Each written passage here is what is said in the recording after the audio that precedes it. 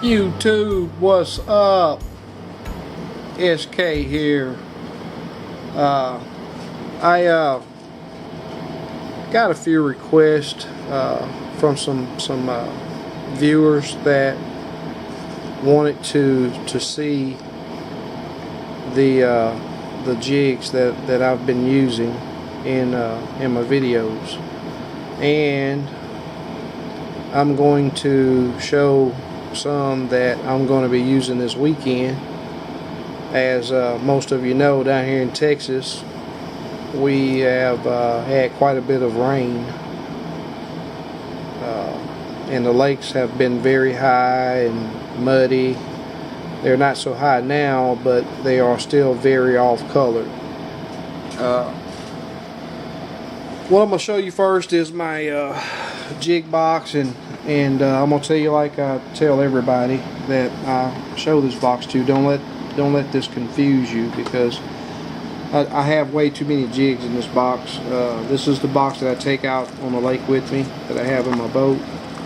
I have several jigs in here that I tie just to test the color combinations.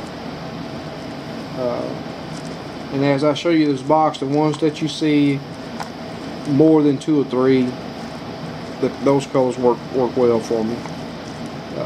But I'll show you some single jigs, some jigs that I have laid out that are going to be working well in the murky water that we have down here. Up top, these are all 1/16.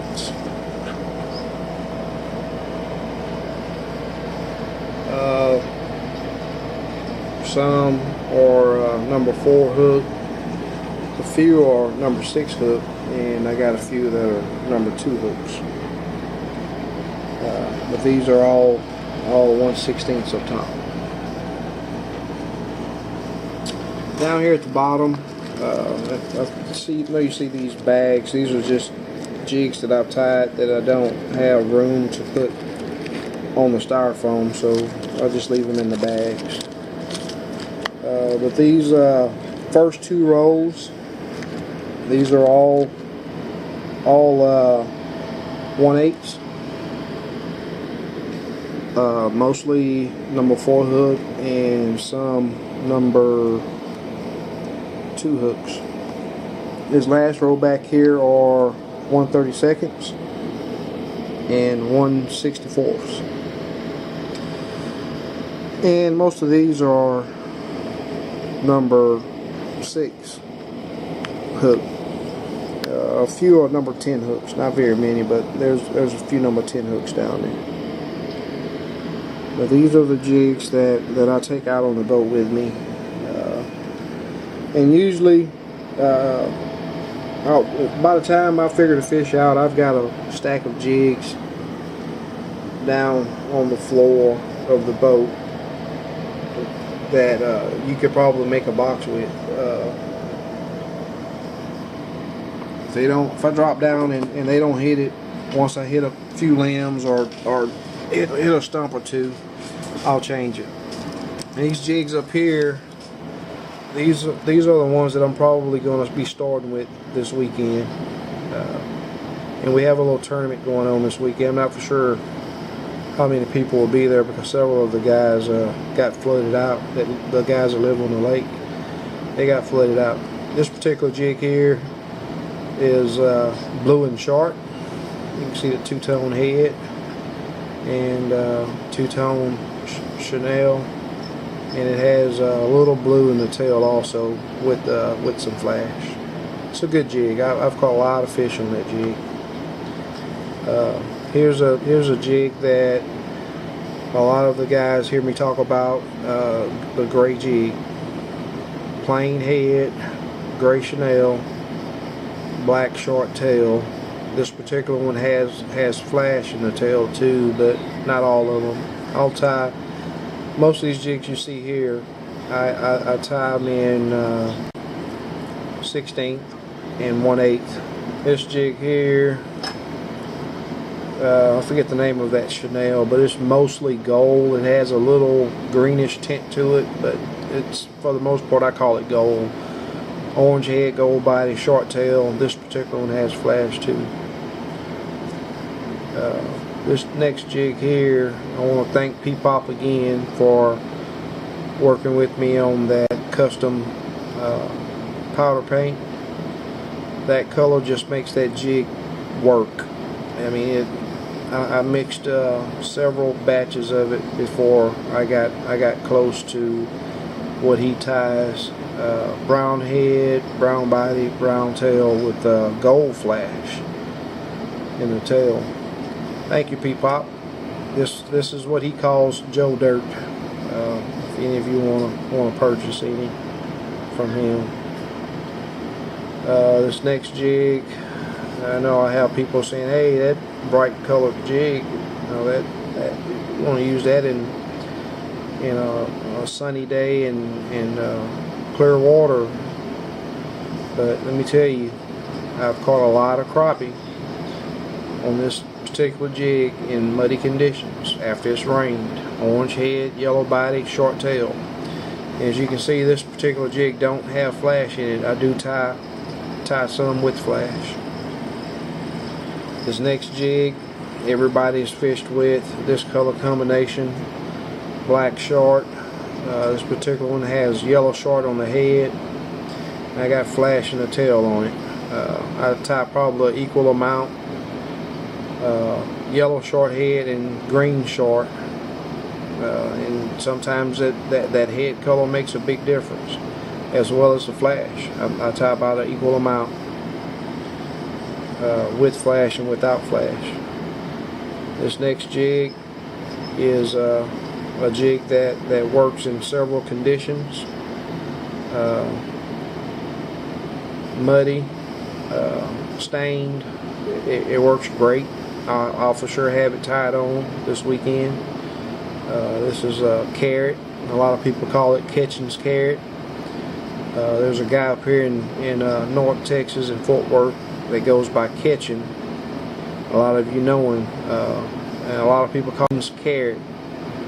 I don't think he's ever been fishing without tying this jig on. It may work for him, it may not work for him, but he's gonna give it a shot, and he catch several very nice fish on it. Orange head, orange body, short tail. This particular one has flash. I tie probably an equal amount with and without flash. This next jig here, let me tell you, this jig here is a good jig. Short head, green body, short tail. Works very well. Several different conditions. I've caught fish on this particular jig in clear water, all the way to murky, can't see it past 2 inches under the surface. It's a good jig. This particular one has the flash in it, but I use it a lot without flash. Okay, enough of, well, let me show you this cabinet that I keep all of my stuff in. I think it works well for me too. And this is just a cabinet that my wife picked up from, I think she got it from Walmart.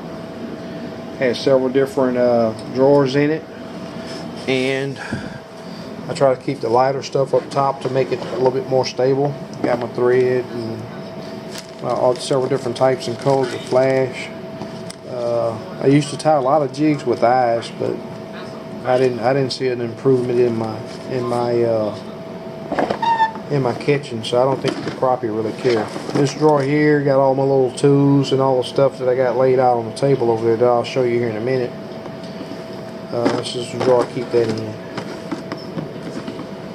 This next drawer got all of my dark chenille. I know it's very disorganized, but if I know the color that I'm trying to get, I'll just dig through it like I did just now. This next drawer got all my lights and brights. Several different colors in there, light and bright. This is my tail material. I almost strictly use tackle. So I got several packages of that in there, different colors. And a little tip that I'll give you if you do get into tying with hackle is during your spare time, if you have any, you can cut up your hackle, and I just use these little Tupperware bowls that I stole from my wife to put in my V's and my tips. Then when you get ready to tie, it cuts down on a lot of time because you got your hackle cut already. I got all of my jig hooks, my hooks in here, 1/8, 1/16, 1/32, 1/64. I try to put the heavier stuff down at the bottom, that way it's stable, it makes the cabinet more stable. I also keep jigs that I tie. I just don't have room, just spare jigs. I'll keep them down there also, help out with the weight. The tools that I use, I have a lot of guys that ask me about the stuff that I use to tie with, and here's bobbins. One thing, let me go over something else too with you, is the thread that I use. That's just Coates and Clark, just your regular sewing thread. Back when I first started tying, I bought a few colors of the thread that's classified as tying thread. I just wasn't happy with it. I mean, you put a little tension on it, it tends to break. If you don't have bobbins now, I will say that you may want to get the bigger ones. If you're going to use the thread like I am now, get the bigger bobbins, because Walmart does not sell the small spools. I haven't found a store that carries the small spools like this anymore. So once I run out of stock of the colors that I have of the smaller ones, I'll be using all big spools of thread. This is a whip finisher. I'm not going to go into a bunch of detail on how to use it. There's several different videos on YouTube already that does a very good job of showing how to use that. Back when I first started tying, I was just using regular needle nose pliers. However, I've found that this worked a lot better. You can lock it and it holds your jig real well when you're getting ready to powder paint. When I was using just the regular needle nose pliers, I'd have to hold tension on them, and just during the process I would drop a lot of jigs inside of my paint, and it was just this is a lot better than needle nose. Scissors, it's not like these are the most expensive, but they work great. When I first started, I found a pair that was in a drawer at the house, just a little small scissors. They work great. This is a cuticle cutter that I sort of borrowed from my wife, and I use this to cut my chenille up near the head. It just gives you a cleaner cut. You can cut it a lot closer, and you don't have that bulge there like if you were cutting it with regular scissors. I know you see this lighter laying back here. This lighter is what I use to help me keep my hook eyes, the eyes cleaned out. And these are just paper clips. Now what I'll do is heat these up and then just run it through the eye of the hook to get the powder paint out of it. There's nothing worse than having a jig out on the lake that has powder paint caked in it, and that paint dries like concrete. It works a lot better if you just do it as soon as you tie. Heat up a paper clip and run it through the eye. It'll take the paint right out of it. Glue, cement, head cement. It's very good to have some of these. I've used this smaller one. I've used this one probably 3 years. It still works great. That one's brand new. It's never had cement in it. But safety pin. Sometimes those little necks will get clogged up. The safety pin fits in it pretty good, and that's why that's there. Lamp. That lamp. My eyes are nowhere as good as they used to be. So for us older guys, that lamp helps a lot. Peak vise, I love it. It's not the vise that I started with. I just started with the little spring-loaded vise, El Cheapo. It worked great. However, after probably a year or so of time with it, the spring had gotten so weak that I was fighting with the jig more than I needed to. This particular vise I bought new from Skip. You can find Skip on TFF and also on Crappie.com. Very good guy to know. He is a peak dealer. He also sells Chanel. He sells hackle. There's several tying material that he carries. I buy a lot of my material from him, my hackles and Chanel. Very good guy to know. If you have any questions, he knows the answer and is willing to help you. So peak vise works great. If you get into powder painting, I know a lot of guys use lamps and other things, but I bought this, just a real cheap heat gun. Works real good, heats the jig up pretty quick. And I also use a aquarium pump that I had at the house. I had a pretty good size aquarium way several years ago, and had some issues with it. It started leaking, so I got rid of all my fish. And however, I still got all of the stuff. My plans were to get another tank later, but it just hasn't happened yet. So I used this pump, and it has a single output on it. So I bought a valve with independent or separate controls on the flow. That way, if I want to hook up two different fluid beds with two different colors of paint, I can do that. Speaking of fluid beds, got those over here. I got junk everywhere. Got those over here, all my different colors. I'll probably do another video showing how I made those. Pretty simple. Pretty simple to make versus buying them for what a lot of these guys are asking for them. They're pretty expensive. But that's about it, guys. I've been working on a new intro. I'm on a pretty flashy intro. That's 30 seconds or so. I've been working on that. Watching the brim video that I'll be posting up probably Saturday evening / night. So you guys will get to see that then. It's caught some pretty good fish on that video. Here's the intro that I've been working on. If I can get into it.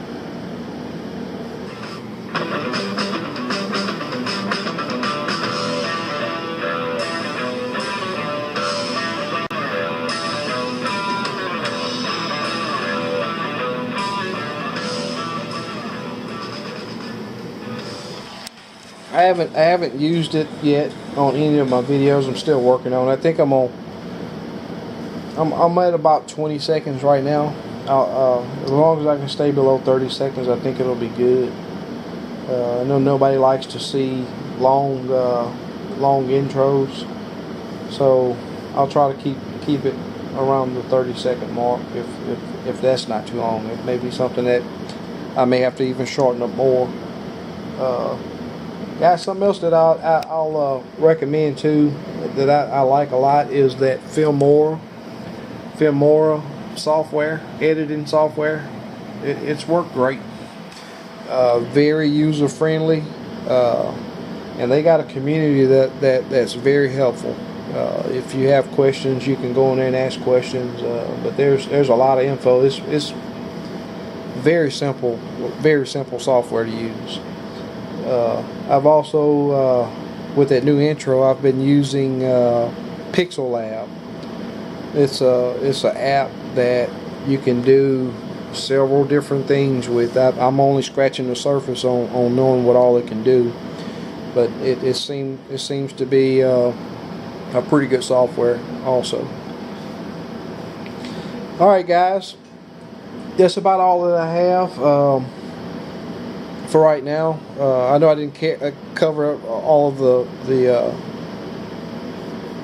recommendations or the questions that I didn't cover all of the questions that a lot of guys threw out there, but we'll get to those eventually.